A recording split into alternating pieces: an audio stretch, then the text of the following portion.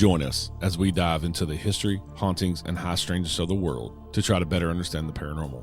I will be your guide. I am paranormal researcher and investigator Eric Freeman Sims. Welcome to the Unseen Paranormal Podcast.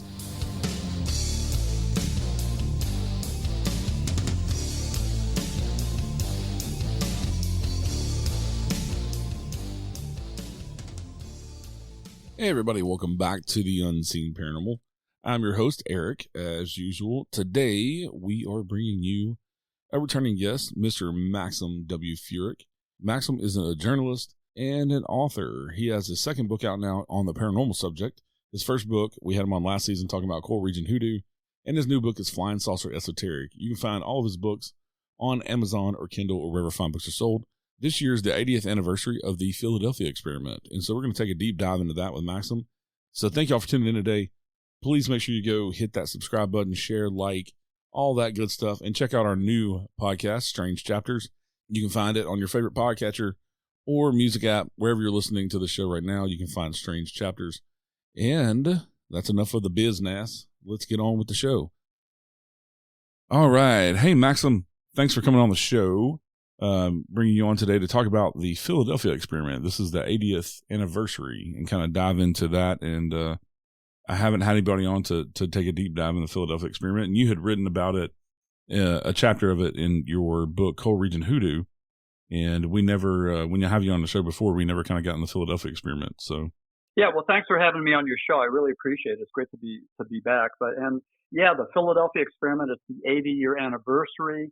And a lot of people aren't familiar with the story, even though there's been, I think, 3 motion pictures, starting with the 1984 one with Michael Perry, and then a sequel in 93, and then also another sequel in 2012. So there's been 3 motion pictures plus a documentary, The Day Havoc Struck, with that was produced by Captain Glenn Ford. So anyway, the story is kind of infamous in ufology, and yes, I do have a chapter about the Philadelphia experiment in my book, Coral Region Hoodoo. So, it's an important event that I think we need to keep alive and keep on talking about. Yeah, and it's a really strange experiment that our government supposedly it took place during World War II in 1943, October 1943. So, what exactly was the experiment? And what were they trying to accomplish?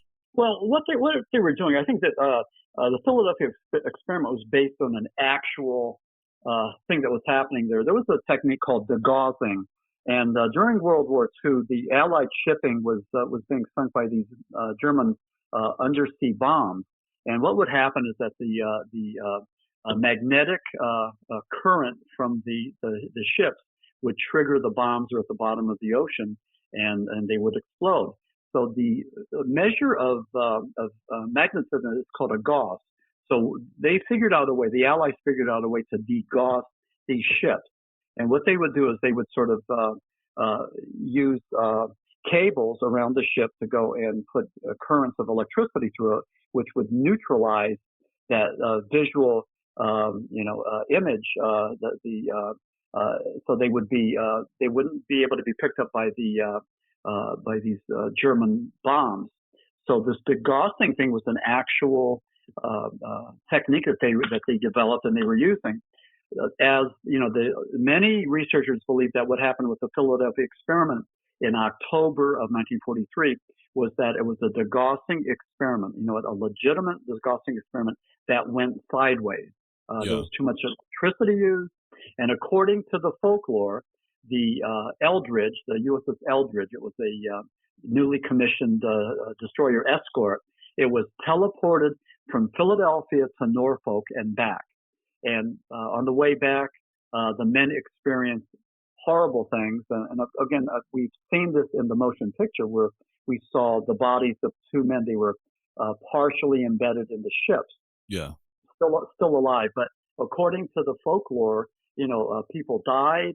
There was insanity. There was just a whole lot of horrible things happening. And there was government denial saying that this never happened.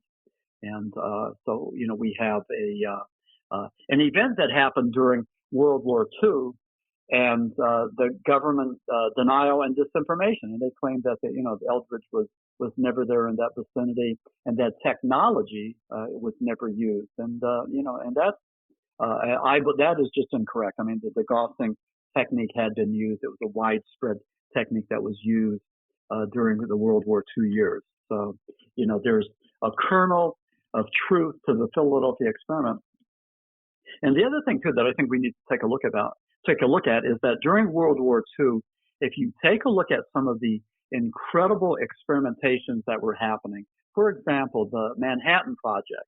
And everybody, I'm sure, at this point has seen Oppenheimer, the 3-hour movie. But the Manhattan Project was just one of those numerous experiments, just like the Philadelphia experiment, that were happening during the war years. And again, we were trying to get the advantage so that we could win the war over Nazi Germany and Japan and all the rest. So, I believe that there was something that was happening there in that Philadelphia Naval Yard in 1943. Yeah, and the Navy at that time was employing Albert Einstein to do experiments anyway. Yeah, and Einstein, his part on this was he was talking about his unified field theory, where it was his attempt to go and fuse gravity with electromagnetism to turn it into just one entity. And so Einstein and Tesla were involved are believed to have been involved in, this experiment. And certainly Einstein, he was a theoretical physicist, and his information about anti-magnetic devices, and the space-time continuum, and it just fits into this whole narrative. So he adds a little bit of, at least theoretical legitimacy to what happened there. Yeah, and the Philadelphia experiment has also been referred to as Project Rainbow, and which would say it was probably a whole slew of different experiments. And like you said, invisibility, but it was teleported from Philadelphia to Norfolk, Virginia, and this was supposedly witnessed by the SS Andrew Forsyth. Yeah, there was a guy there named Carl Allen, and he was a merchant marine. He was on the Forsyth. Allen was a merchant marine, but he claimed to have seen the whole thing. And what's interesting about the Philadelphia experiment, Eric, is that you had a number of people. I talk about the symbiosis of the Philadelphia experiment, but you have Dr. Morris Jessup, who's sort of entwined with Carl Allen. You have Fred Tracy, and he was my contact, my friend from Derry, New Hampshire, who was sort of connected with Admiral James Forrestal. And then you had Al Bielak and Phil Schneider, and of course Einstein and Tesla. So during the Philadelphia experiment, you seem to have these partnerships, these couples that were, intrinsic to the story. And what's interesting about Dr. Morris Jessup and Carl Allen began to send these letters to Morris Jessup, and he sent over 50 handwritten letters to Jessup. Jessup had written a book called The Case for the UFO, and Allen was writing in the columns of The Case for the UFO. It looked like in different colors. It looked like there were 3 different people who were having a dialogue. And so he sent these to Dr. Morris Jessup, but he also sent them to the United States military. He sent a package called Happy Easter to the United States Office of Naval Research. So the military got involved, and they called Morris Jessup into the office, and they wanted to know what did he know about, these annotations, because they were all talking about anti-gravity devices. Again, whenever anybody starts to talk like that, I mean, the military perked up. So Morris Jessup said, "Yeah, I've been getting these memos from this guy, Carl Allen." Carl Allen was from New Kensington, Pennsylvania. He called himself Carlos Miguel Allende, and he was just an interesting guy. But he claimed that Einstein taught him about the unified field theory, which again, it was that an attempt to merge gravity with electromagnetism into one fundamental field. And that's sort of the holy grail that everybody's looking for. They want to find an anti-gravity device. If we could find that, we would conquer the world, and it's Right. so that's something that is sort of intrinsic to the Philadelphia experiment. Yeah, and there's a connection to MJ12 also, experiments Yeah, that they were doing. yeah, and that's my friend Fred Tracy. And I was able to hear about Fred Tracy. He lived in Derry, New Hampshire, and I knew about him from my cousin Jim Furek, who knew him. So I went up to Derry. I established a friendship with him, and I went up there and interviewed him, hung out with him for a little over a weekend. But Fred Tracy claimed to have personal information about the Philadelphia experiment. He claimed that it actually happened. Tracy claimed that he was aboard the USS Antietam, which was another aircraft carrier. Claimed that they did a similar degaussing experiment with him, and that the crew members, suffered, negative physical and mental consequences because of that.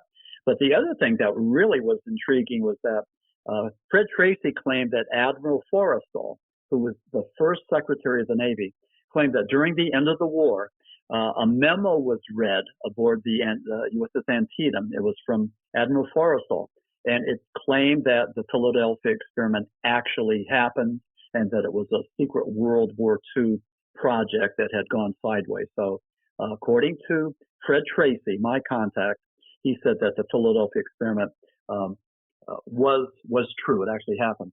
Now, your viewers probably know that Admiral Forrestal was the one who committed suicide. He jumped off of a 16th floor.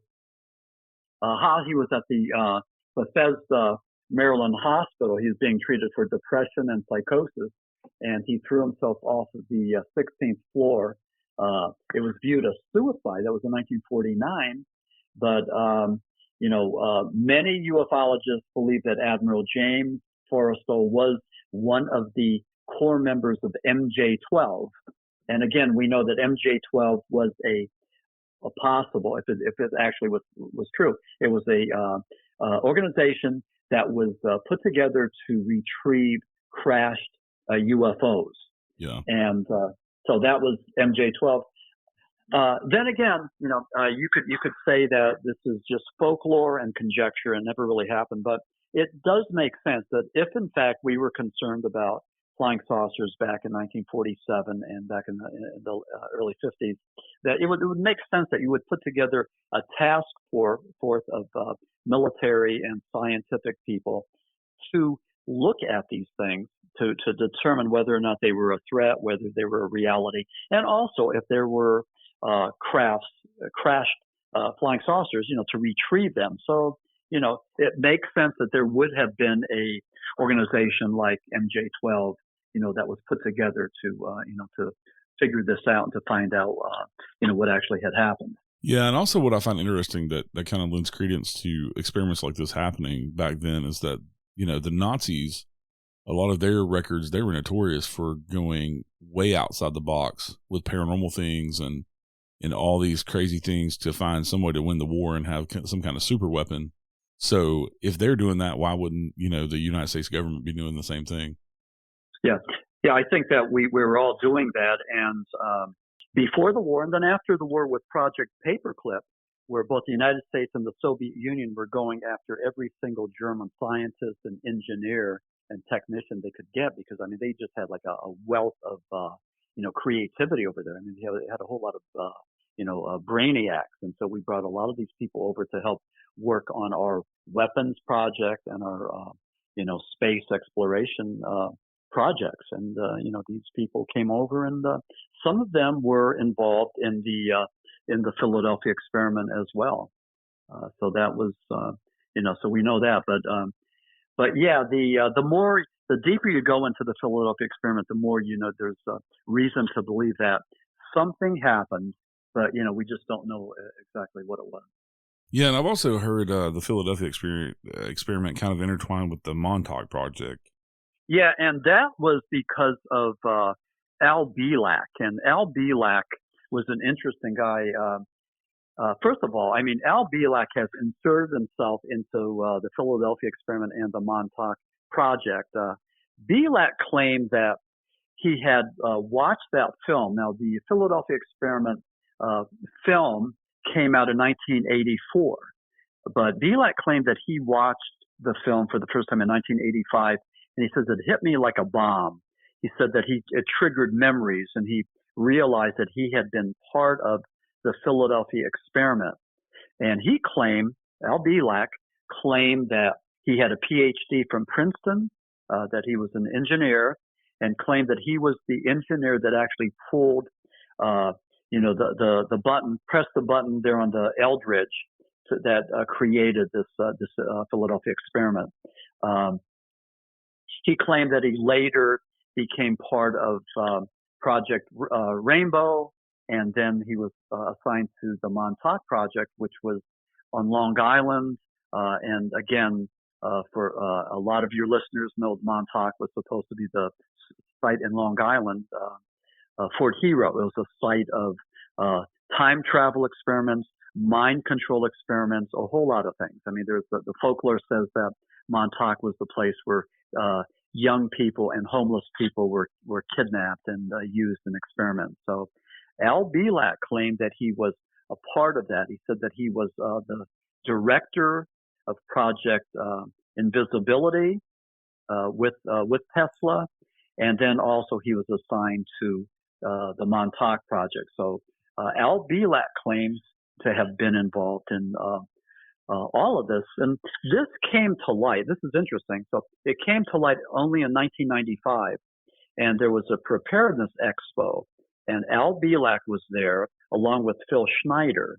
So Belak claimed that he had pressed the switch on the Eldridge back in 1943 that caused this teleportation thing.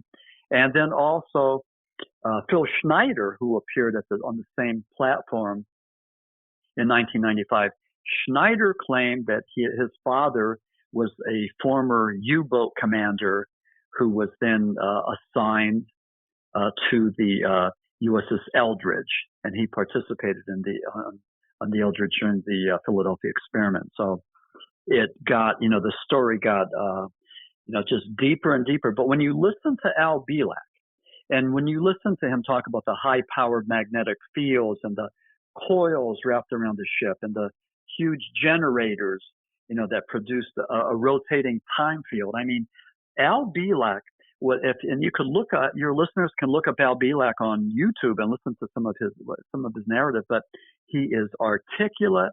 He speaks the King's English. He has an attention to detail, a tremendous recall, and he really sucks you into the narrative. I mean, he makes you want to believe. And even though Belak has talked about time travel and teleportation and mind control and all the rest, he gives it to you in such a believable manner. So he's controversial, but I'm not. I don't know if the jury's in yet on Al Belak. Again, he has a PhD he had a PhD from Princeton, and he started to open up the doors to the Montauk Project and to give us the information about that. So Belak, and then Phil Schneider was the other one who took us into another realm, another area. So they kept the Philadelphia Experiment alive, and what happened was it didn't just die, in 1943, but it continued with the Montauk Project. It was renamed, different funding sources. We talk about the black funding. There's funding that's available for these black op projects that they keep on renaming and changing.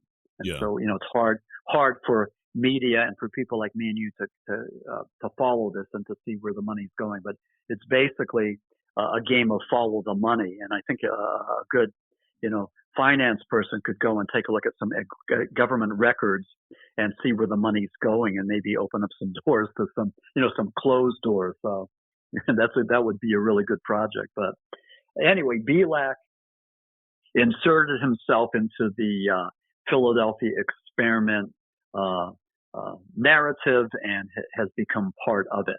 So everybody talks about Belak and now Phil Schneider. What's interesting, I want to say this with you talk about government denial and you talk about conspiracy theories, and we talk about dead bodies. And with the Philadelphia experiment, Dr. Morris Jessup and Admiral James Forrestal committed suicide, and then Phil Schneider was found dead. It looked like it was a military-style execution. Somebody wrapped either piano wire or something around his neck and killed him. But again, we don't know, what was happening with Morris Jessup. He was going to go and reveal information about anti-gravity devices. He evidently had discovered something. He was going to tell his friend Dr. Valentine the results of his experimentation.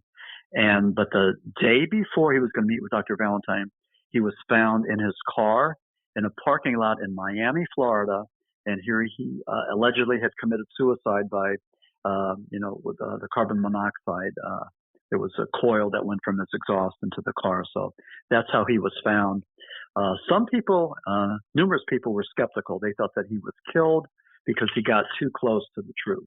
So, yeah, conspiracy theories or not, I think when you have things like that, like the weird death surrounding this one, mystery, to me that lends it kind of more credence, because you're like, well, why do these, especially like admirals and things in the Navy and stuff, that's not a huge suicide rate with those people. I mean, they've moved their way up and worked their way up. Why would they take themselves out, Exactly. And the other thing too, with, I worked in, with addiction and mental illness, years ago. And if somebody is psychotic, if somebody's depressed, or somebody's on a suicidal watch, you don't put them on the 16th floor.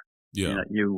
You watch them, you do your 15-minute checks or 10-minute checks, make sure they're safe, but you don't put them on the 16th floor. You put them on the first floor, and you watch them, and you put them in a safe environment. So, it's amazing that they would have treated or mistreated this admiral, the first secretary of the Navy, in such a just unprofessional way. I mean, they should have watched him more closely, and but again, Admiral Forrestal, MJ-12, and what did he know? So, and again, we'll never know. We'll never know. So. Yeah, with the Montauk stuff, I mean, if they're doing mind control and they can really do that, maybe these people really did kill themselves, but with some influence, outside of themselves. Yeah, and the other thing too, again, I firmly believe that something happened in 1943 at the Philadelphia Naval Yard. It was a legitimate experiment, degaussing experiment that went wrong. Something happened. Also with Montauk, it makes sense to me. We know that the CIA was using mind control techniques. We know the CIA was using LSD to dose people. Like, for example, they dosed scientists, and they would just watch how they responded. I mean, and whenever you use hallucinogens, it's all about the set and the setting.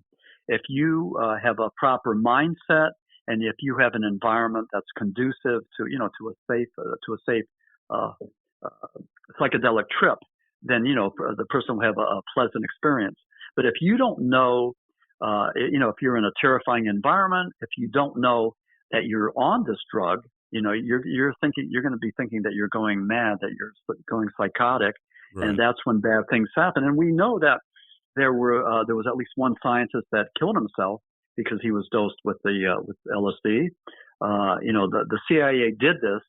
So my conjecture is this: if in fact they were experimenting with mind control, why not have an epicenter? And why not Montauk? Why not Fort Hero and Long Island, where that would be an epicenter of mind control experiments, maybe time travel, as some people have alleged. Maybe they did get people, homeless people, or kidnap people. I don't know. I mean, the story gets crazier and crazier. But take a look at what Charles Manson did on the streets of L.A. I mean, he would find these homeless people. He would go and brainwash them, give them drugs, and go and use them to the point where he was able to go and manipulate them to go and cause, savage murders. Yeah. So, that's one person doing that. What about if this was not just one person, but a group of people? intent on mind control experiments. And it wasn't just the United States and the CIA, but the Soviet Union was doing the same thing, with astral projection and remote viewing and all this. So the archives on this kind of stuff are pretty deep, and we know that the government's experiment with that. And so again, I say, why not Montauk? That could have been the play. Well, and also records have come out, in the past 50, 60 years where they were doing experiments on African-American soldiers with syphilis and all these other crazy things that they've done to people. So it wouldn't be, I don't think it's too far a stretch to say that, they wouldn't have any problems doing mind control and dosing people with hallucinogens and things without their knowledge. Yeah. Or even, we know that I think it was in Tuskegee, it was in Alabama, some black soldiers had syphilis and they just let it go just to see what would happen, see what the progression would be. And people go blind. I mean, horrible things happen. Also, what about those American GIs that were forced to look at the blast of an atomic bomb out in the desert of Utah? We know that happened. So a lot of the things that the government had done are very, very unethical. Look at all the sheep that were killed out in the Northwest with they were using some sort of chemicals out there, and the sheep died, the cattle, and and then we had the cattle mutilations on top of that. Some people thought that maybe the government was just checking out the cattle to see the extent of the toxins that were left with the thing. So a lot of this is conjecture. We just don't know. We try to go and follow the dots and figure out what happened. And in the case of the Philadelphia experiment, the information that I got from Fred Tracy, I thought was very telling. I thought he was truthful. We had a correspondence for many, many years, and I have all kinds of letters that he wrote me talking about the experiment and his participation in it. So I believe that it happened, and he believed that it happened, and brought Admiral James Forrestal into the picture too. Yeah, and I think it's not hard to believe experiments like that were going on and things like that happened because, after World War II and even into like Roswell, we kind of jumped in technology really quickly.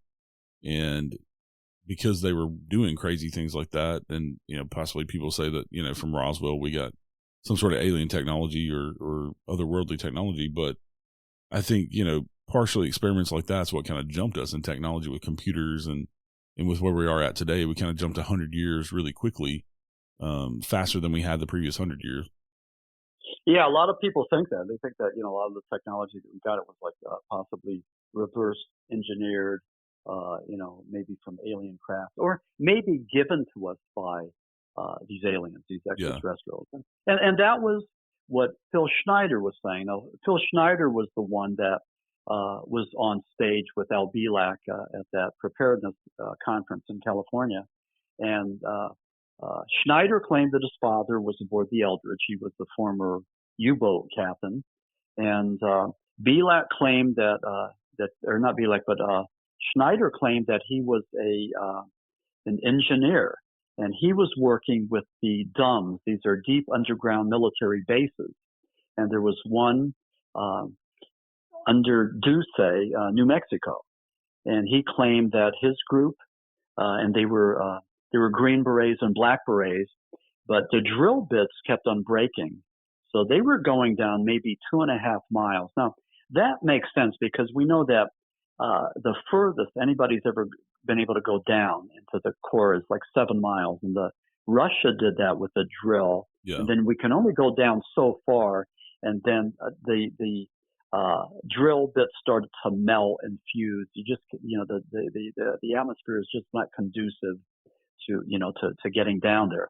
So 7 miles seems to be the max. But anyway, with Phil Schneider, they were going down about 2.5 miles, and they wanted to find out why the drill bits were breaking. And Schneider was going to go and recommend a type of dynamite, maybe C4, to go and use that instead of the drills.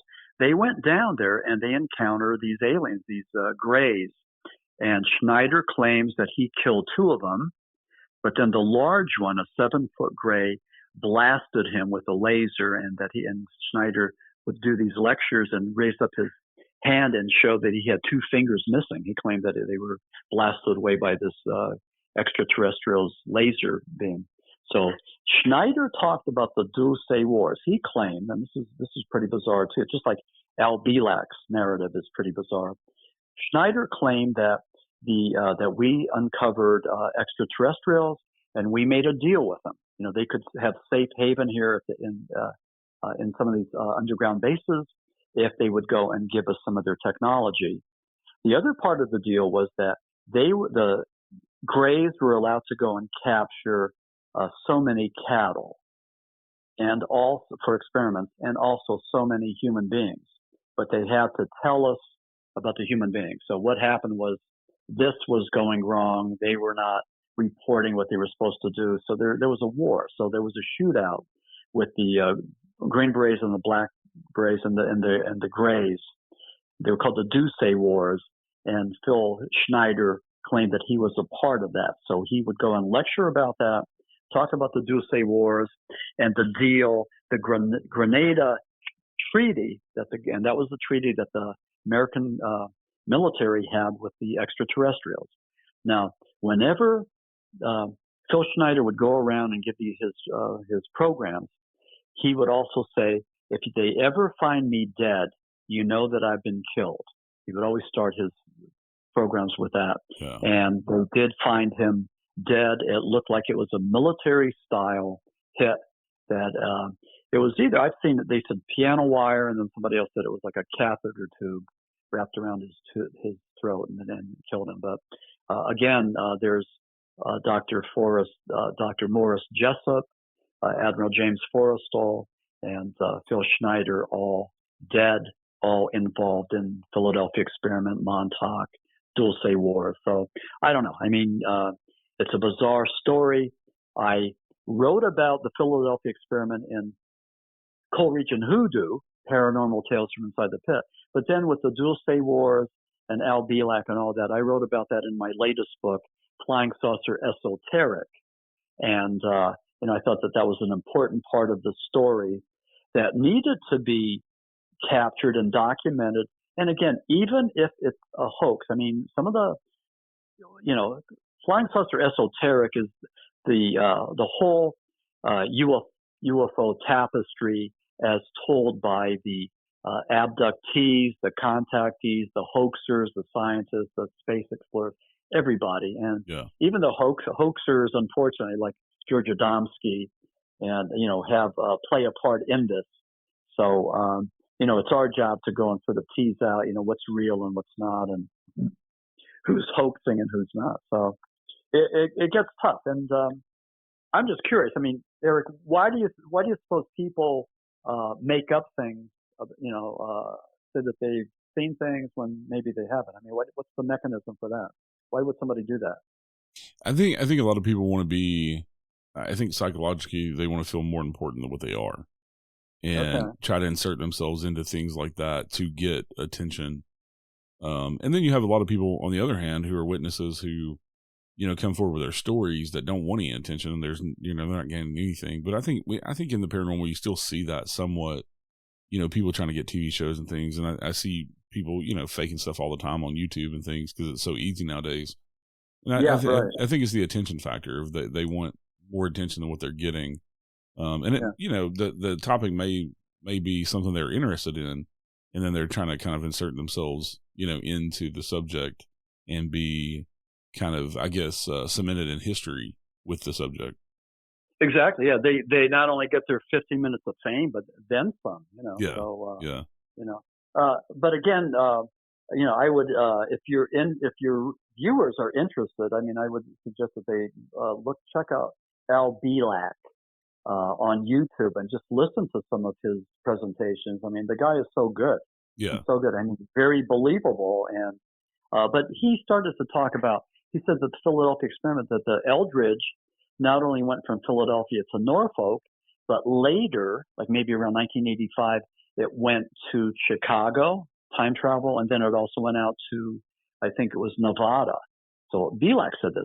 Belak also claimed that he went with time. He was teleported to the future, and he talked about what it was like in the future. He talked about the socialistic environment and floating cities and all kinds of stuff. But I mean, he descriptive, very descriptive, and even better than George Adamski and George Adamski's very. I don't know if you've read any of Adamski's stuff, but a very almost boring narrative about saucers, about people from Venus and other planets, and Yeah. they're that are just like us, eating the same food as us and dressed like us, and nothing really extraterrestrial. So even though Adamski, people believed him, his story really wasn't that unique, wasn't that exciting, wasn't that inventive or that creative, but it's amazing that back in, I guess, in the early 50s, that people believed George Adamski, so he was definitely one of the hoaxers, and would show photographs of these saucers, and that were very dubious. So I don't know. I have a problem with some of these people that come forward, because I think it does a disservice to our realm, our paranormal / UFO realm. Yeah. And so I think when we see this, I think we need to call them out, and so that's what I'm saying. Yeah, yeah. And I like in the new book, The Flying Saucer Esoteric, how you went from, the different parts, but you went from, before Christ and into the Bible and then on up. And then in part 2, you start going, starting in 1900, you start going by the decades of, all the different UFO stuff and all the different weird stuff that was going on. Yeah. And what I wanted to do, it's sort of like a I mean, it's been called a reference book, and I think it's a great reference book. I mean, it's, I think it's all inclusive. But what I did was, I wanted to start with the days before Christ.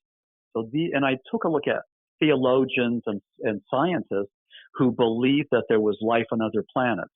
Now, to say this was going against the dictates of church and state. And some of these folks who were saying that were viewed as heretics, and some of them were either confined, to the, or to their home, or else they were put to the stake. They were burned at the stake for being a heretic, and going against the dictate that Earth was the center of the universe because God ordained it. So if you go against that, you're going against God. So that's what they were saying. But these scientists and these theologians were saying, no, wait, it's not just us. There has to be life on other planets. It just doesn't make sense that it would be only us.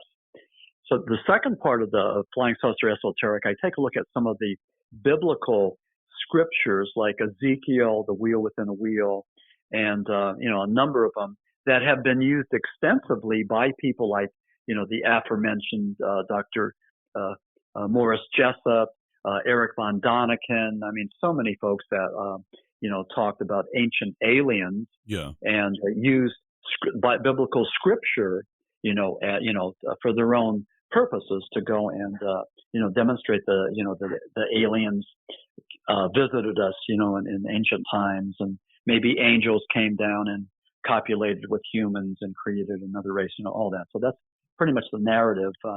In my book, I do point out that H.P. Lovecraft was the writer, the horror writer from Rhode Island, was probably the genesis for a lot of this ancient alien stuff. I mean, he talked about ancient civilizations that came down.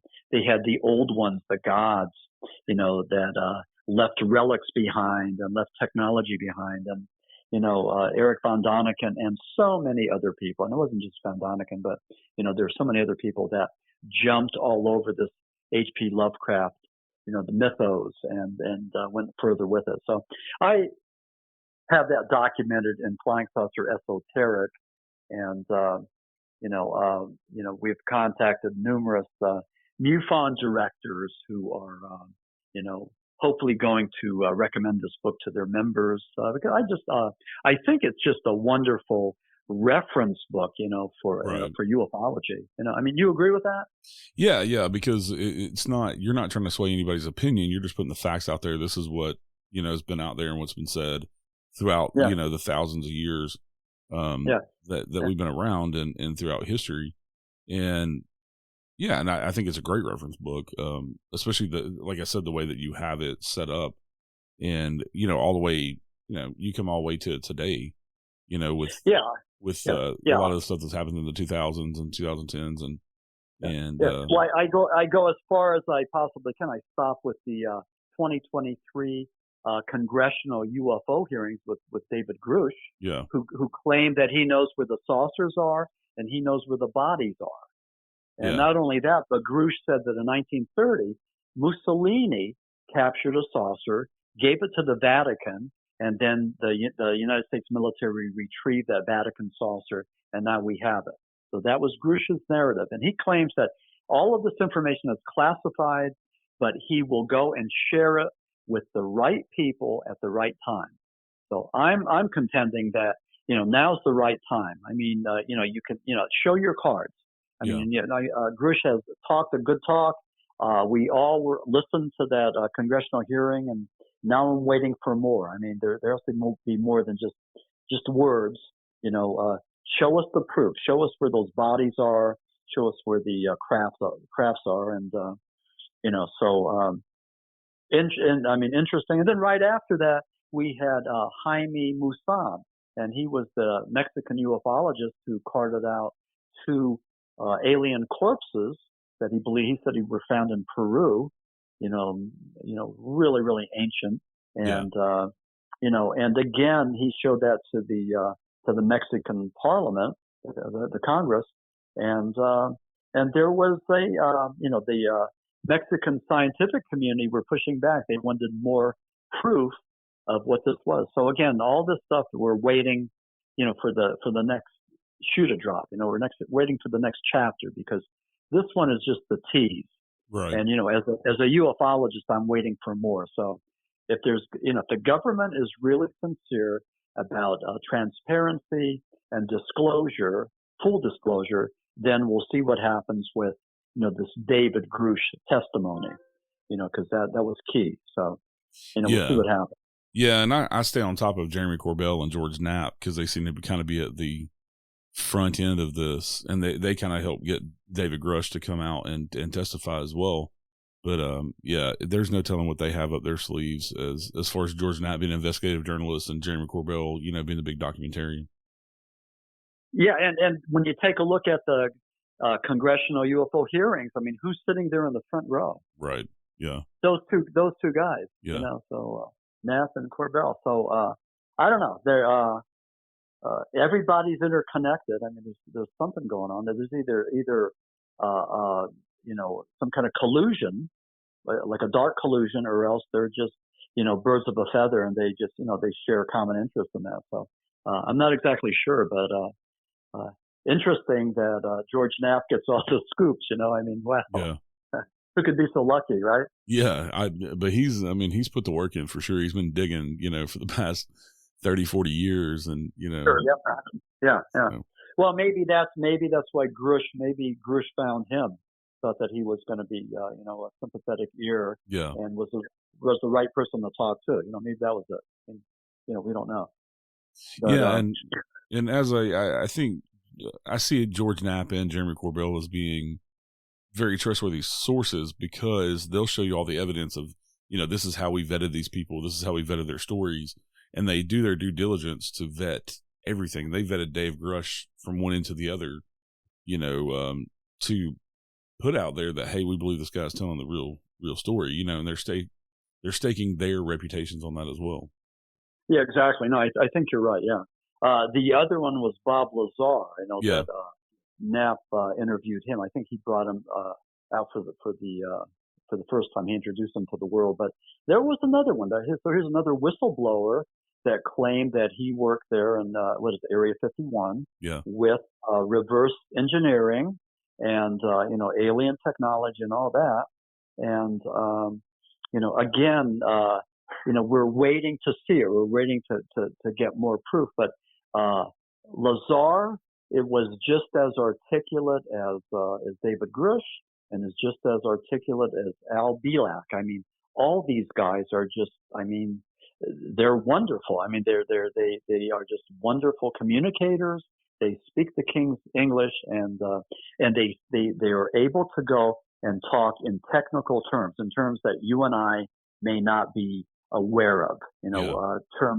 terms for extraterrestrials. What did he call them? Biological entities. I forget there was another term, but I mean, he would Grush, for example, would use all these different terms, as did Bob Lazar. Yeah. And again, speaking their language. So, so I don't know. I mean, I haven't heard anything about Lazar of late. I mean, have you? I have not. He, from what George Knapp and Jeremy Corbell said, that he's, he just tries to be very private now. But the biggest thing they've talked about with him is that they think David Grush's testimony has kind of vindicated him in a way, because a lot of things that he said is what David Grush is saying, that we have biologics and we have the technology, and we have specimens and things. And so that's kind of, they're kind of singing the praises of him, because they feel that he's been vindicated now. Yeah. And the word from the 50s was that the government didn't want, believe that there were, other beings out there, but did not feel that the American public was, sophisticated enough or mature enough to go and accept that possibility, that it would turn our civilization upside down, that it would challenge Christianity and all organized religion. So what do you think about that theory that, that we can't handle the truth? I think our society has changed, especially with the newer generations, even with my generation, that we're getting more away from religion. So I think they do have a point that, if they did bring out all this stuff, if it would have come out in the 50s, 40s, 50s, 60s, I think it would have had a more major effect, because you had a lot more religious people, especially with Christianity things. And I live in the Bible Belt, and there's still like hardcore people here that, think everything that we do with paranormal is demons, Yes, but, right. But I think now, because the way society has changed and getting away from hardcore belief in religions and going to church and things like that, I think it's a lot of this is coming out because it's easier for people to handle. I mean, if you look at how people have reacted, they really haven't. They're just like, okay, aliens exist. We're trying to live our lives. I know. Yeah. There wasn't a whole lot of pushback. I mean, the people, my friends, my community, I mean, like, we were in awe. I mean, we were fascinated by the narrative and all that. I mean, July of 2023. I mean, I was there watching this stuff, so that was all good. But, you make a good point, Eric, because I remember a while back I was talking to this woman, and she goes, "What do you write?" And I said, "I write the paranormal." And she goes, "Oh no." And she's like, "I'm going to stay," like, even to say that word would be evil. Yeah. I mean, she was afraid. I mean, it was just very obvious. And, I'm sorry, but that's not, that's immature. That's just, ridiculous. You read everything you can, you fill your head with ideas, you pick and choose, we all have values, and just because you read a book, it doesn't mean it's going to change your values. Right. It's going to give you some information. So, but yeah, you're right. There's a lot of people that when you use the word paranormal or whatever, they kind of freak out, and that doesn't seem to be going away. So. Yeah, I mean, growing up in the Bible Belt and living here and working here, I have tattoos, and I worked in the medical field. And I was actually told by a little old lady one day on the ambulance that I was going to hell because I had tattoos.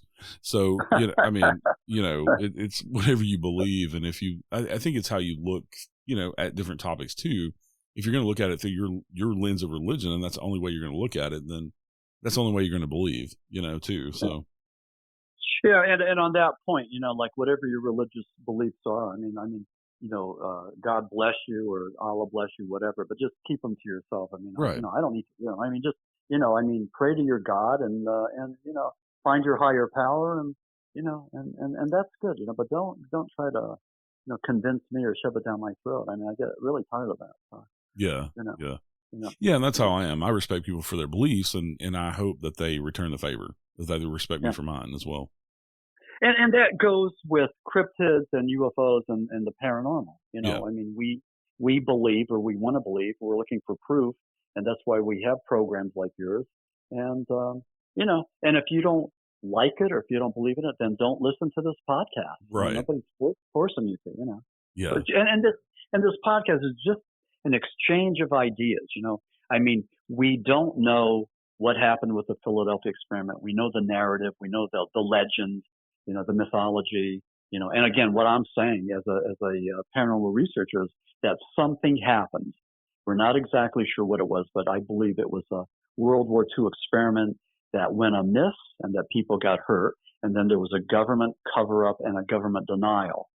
And when you take a look at some of those secret World War II experiments, while they were having the Manhattan Project in Chicago, Enrico Fermi, underneath the University of Chicago, was doing his experiments with plutonium rods and stacks of lumber just to see if he could cause a chain reaction. So he was doing his part for the whole Manhattan Project thing. I mean, everybody had a little part of it. So there was just a lot of weird, crazy things happening, and ended up with the atomic bomb. Yeah, I just live a few hours from Oak Ridge. Okay, yeah. And so there's still claims out there that they're doing crazy experiments, and people are saying that they experience crazy things with cryptids and paranormal out that way because of what they're doing at Oak Ridge. So I don't think a lot of this stuff I think they got more sophisticated with it, and they've figured out how to hide a lot more things, but I don't think they've stopped their antics as far as the black budgets and things like that. Yeah. But so the black budget is a good term to use, because I mean, if we know how to go and uncover that, I think we could uncover a lot of secrets. So that's one thing. And the other thing too, even with Phil Schneider's Dulce Wars and the DUMBs, the deep underground military bases, we know that there's a whole lot of underground cities. I mean, look at Gaza. Look at that the Israeli-Hamas war. They discovered this whole catacomb, this network of tunnels underneath Gaza. I mean, that's just one of them. But I mean, we have a whole bunch of those, all over the United States, places for the politicians, the president and the politicians to go just in case, but also military bases that we don't know about. And God knows what's out there in Roswell, around Roswell, or Wright-Patterson. We'll never know, but I mean, I'm sure that there's secret stuff. And I don't know, maybe Phil Schneider was right, or at least got some of it right. But his narrative about the Greys and the Dulce Wars, that's pretty interesting too. So, Yeah, and like you were saying, like with Adamansky, like even just the stories are fascinating, whether they're true or not.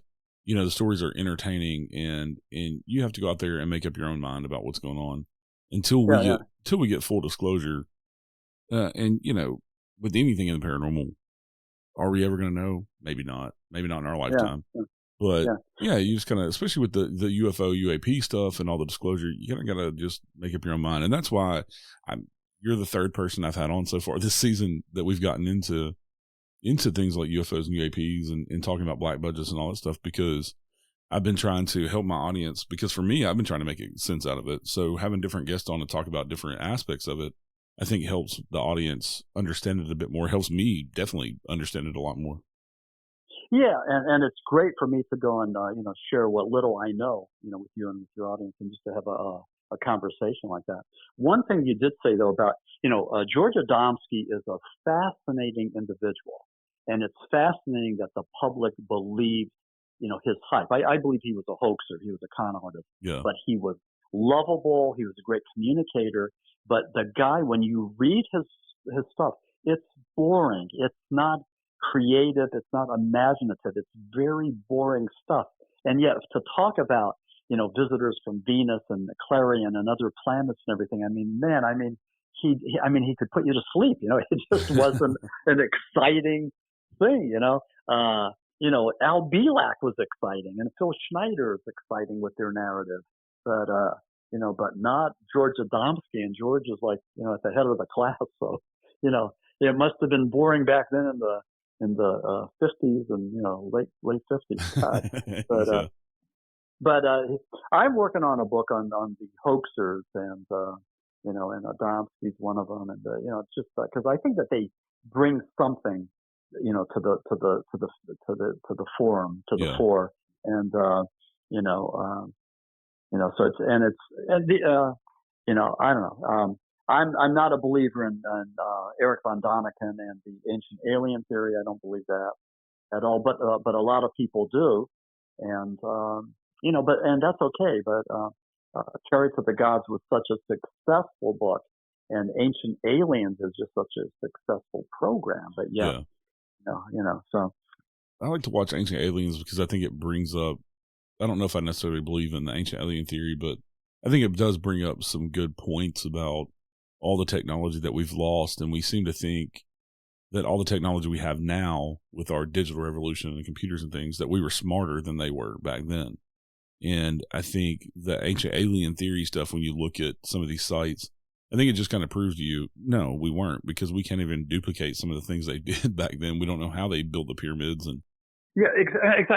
And that's the point. I contend that, it wasn't ancient aliens, but man created the pyramids in Easter Island and all that. But they were so advanced, they were so sophisticated and advanced that we can't, like you said, we can't figure out how they did it.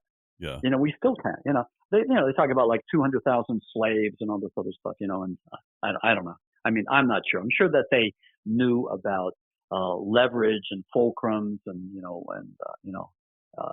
and all that. They knew that science. And if you take a look at some of the mathematics and astronomy that came out of the Middle East, a lot of the the Arabian countries. I mean, they a lot of creative things in civilization came from that neck of the woods. So and that was Egypt. That was right in the center there. So So anyway, I believe that by saying that the Space Brothers came down and built the pyramids, I mean it's like it discredits the human mind, the wonderful, brilliant human mind that I believe created the pyramids and so many other things. So. Yeah. So both of your books are available now on Amazon and Kindle. You have Coal Region Hoodoo and Flying Saucer Esoteric. Yep, and they're both published by Beyond the Fray. They both came out in 2023, which was something I really wanted to do, just a personal goal that I set. So Coal Region Hoodoo, Paranormal Tales from Inside the Pit. And if you're into the paranormal, I mean, I would suggest that you check it out. I mean, I think it's one of my best books, but that's been out for about 8 months. And Flying Saucer Esoteric, The Altered States of Ufology, has only been out for about a month and a half.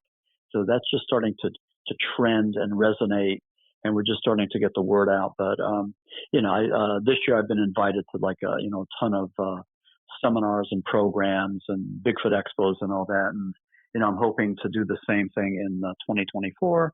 And it's just a real joy when somebody calls you up and say, we heard about you, would like to invite you to be a guest speaker at our conference. So that's just a great thing. So and I'm looking for for gigs like that. So and people can go back and listen to the episode that we did where we talked about Coal Region Hoodoo and in that book in season 3 of the show. Here we're in season 4 now, and when your next book comes out, I'd love to have you back on and talk about some of the hoaxers and things like that. Oh, absolutely. I'd love to do that. Yeah. Well, thank you for the good work that you do. If any of your listeners want to contact me, my website is www.maximfurek.com, and that's MAXIMFUREK.com. All right, everybody, go out and check out Max's books on Amazon and Kindle. And if you have Kindle Unlimited, I believe they're both free on Kindle Unlimited. And buy you a copy as well. And thank you again, Max, for coming on the show today. Thanks, Eric. I appreciate everything. I appreciate your good work. So thank you, and we'll do it again, okay? For sure. It is my pleasure. All right, everybody, y'all stay safe out there. We'll see you next time. Have a good day.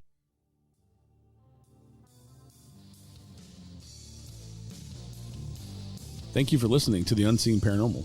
Join me next Wednesday with a brand new guest, and please rate, review, share, and subscribe on Apple, Spotify, or wherever you're listening right now. This helps more people discover the show. You can connect with me over on Facebook, Instagram, Twitter, or join us in the Unseen Paranormal Lounge group on Facebook. Until next time, remember, some of the scariest things are unseen. You have come to the end of the line. Whoa. And I can feel you as you pass the other side.